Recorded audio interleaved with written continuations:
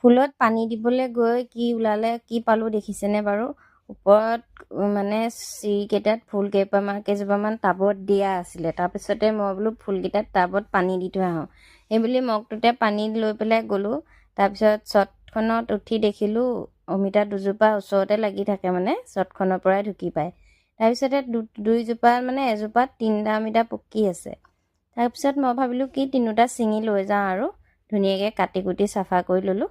লৈ পেলাই এইখিনি দৈ, তাৰপিছত দৈখিনি মই বোলো জলপানৰ নিচিনাকৈ অমিতাখিনি অকণমান পিহনাত পিচি দি পেলাই জলপানৰ নিচিনাকৈ দেউতা, মা, মাহী আৰু 3জনকে ভাগ কৰি দিওঁ।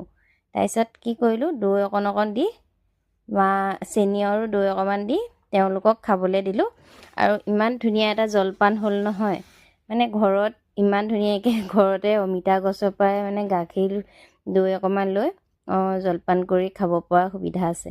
মানে যিয়ে নহওক ৰাতিপুৱা সময়ততো খাব পাৰি বাৰু তেনেকৈ জলপান দি। আৰু ইমান ভাল লাগিলে, মানে বহুত ধুনীয়াই লাগিছে খাই। ময়ো অকণমান খাই চাইছিলোঁ।